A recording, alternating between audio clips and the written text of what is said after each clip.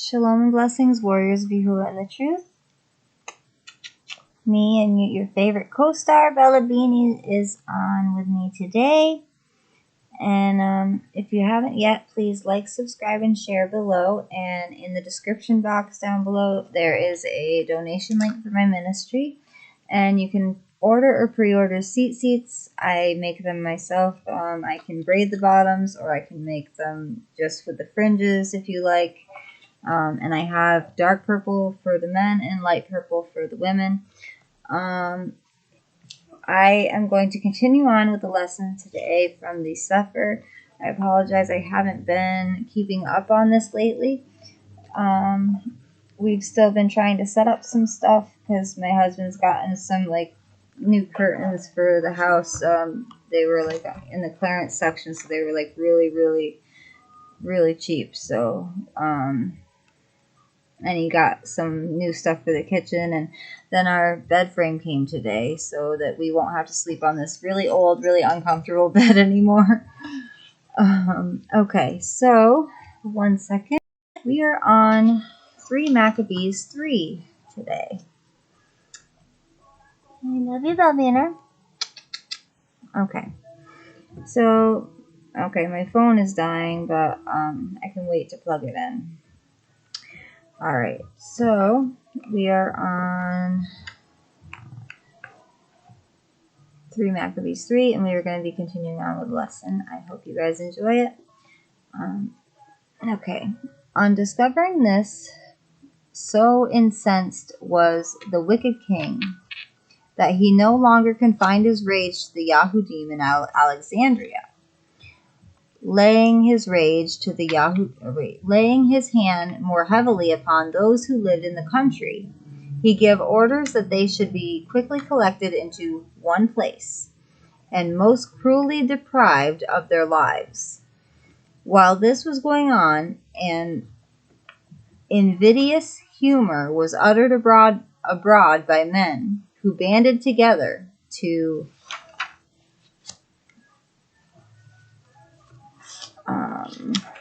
the pages are stuck together. What? No. Okay. To injure the Yahudic race. The purport of their charge was that the Yahudim kept them away from the ordinances of the Torah. While the Yahudim always maintained a feeling of unswerving loyalty towards the kings, yet as they worshipped Elohim and observed his Torah, they made certain distinctions and avoided certain things. Hence, some persons held them in odium, although as they adorned their conversation with works of righteousness, they had established themselves in the good opinion of the world. What all the rest of mankind said was, however, made of no account by the foreigners, who said much of the exclusiveness of the Yahudim with regard to their worship and meats. They alleged that they were men unsociable, hostile to the king's interest, refusing to associate with him or his troops. By this way of speaking, they brought much odium upon them. Nor was this unexpected uproar and sudden conflux of people unobserved by the Yavanim who lived in the city, concerning men who had never harmed them. Yet to aid them was not in their power, since all was oppression around. But they encouraged them in their troubles, and expected a favorable turn of affairs. He who knows all things will not say they disregard so great a people. Some of the neighbors, friends, and fellow dealers of the Yahudim even called them secretly to an interview, pledged them their assistance, and promised to do their very utmost for them. Now the king, elated with his prosperous fortune, and not regarding the superior power of Elohim, but thinking to preserve in his present purpose, wrote the following CEPHER to the prejudice of the Yahudim. King Ptolemy Philopater, to the commanders and soldiers in Mitzrayim, or Egypt, and in all places, health and happiness. I am right well, and so too are my affairs.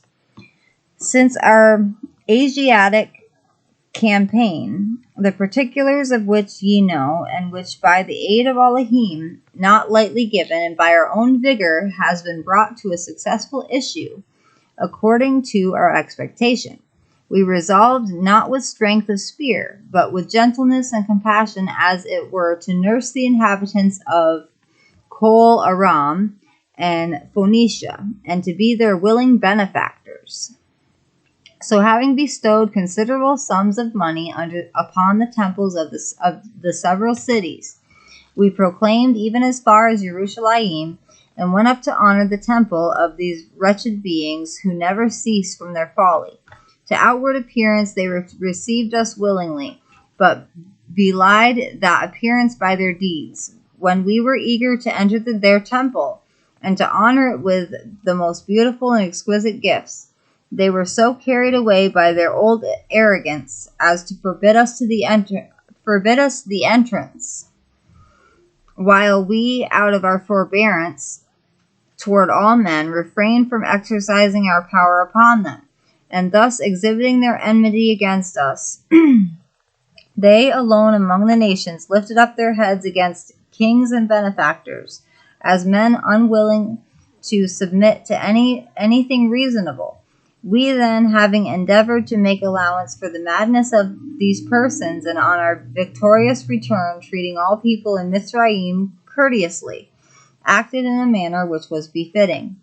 Accordingly, bearing no ill will against their kinsmen at Jerusalem, but rather remembering our connection with them, and with the numerous matters with sincere heart from a remote period entrusted to them, we wish to venture a total alteration of their state by bestowing upon them the rights of the citizens of Alexandria, and to admit them to the everlasting rights of our solemnities. All this, however, they have taken to in a very different ruach. With their innate malignity, they have spurned the fair offer, and constantly inclining to evil, have rejected the inestimable rights. Not only so, but by using speech and by refraining from speech, they abhor the few among them who are heartily disposed towards us, ever deeming that their ignoble course of procedure will force us to do away with our reform. Having then received certain proofs that these Yahudim bear us every sort of ill will, we must look forward to the possibility of some sudden tumult among ourselves, when these impious men may turn traitors and barbarous enemies. As soon, therefore, as the contents of this CEPHER become known to you in that same hour, we order those Yahudim who dwell among you with women and children to be sent to us, vilified and abused, in chains and iron, to undergo a death cruel and ignominious,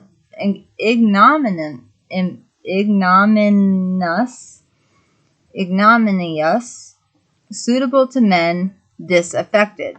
For by the punishment of them in one body, we perceive that we have found the only means of establishing our affairs for the future of a firm and satisfactory basis.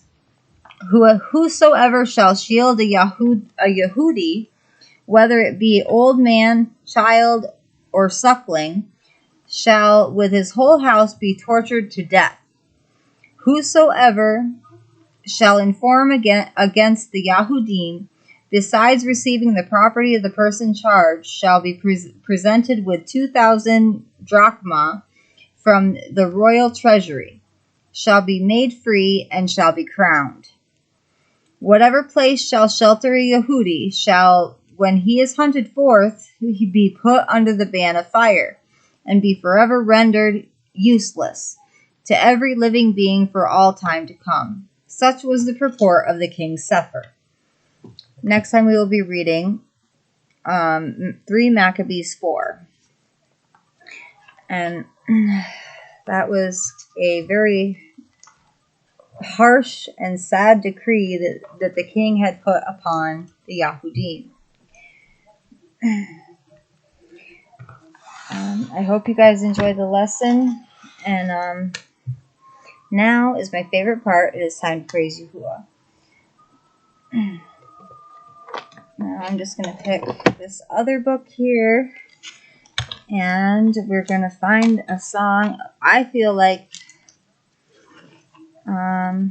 if Yahuah doesn't point me to a song, I'm just going to sing Count It All Joy, because I feel like that is a song that needs to be sung for today. Yahuah's name within us. That is what we need to sing today. Okay, so let's get to it. Let all who has breath praise Yahuah. Every breath that we take says Yahuah. He engraved his signature in our faces. Yod Hey Hey is in our DNA. So whether you are awake or asleep, in Mashiach, whether you know his name or not, your body praises Yahuah every day. All you have to do is remember the secrets hidden within you.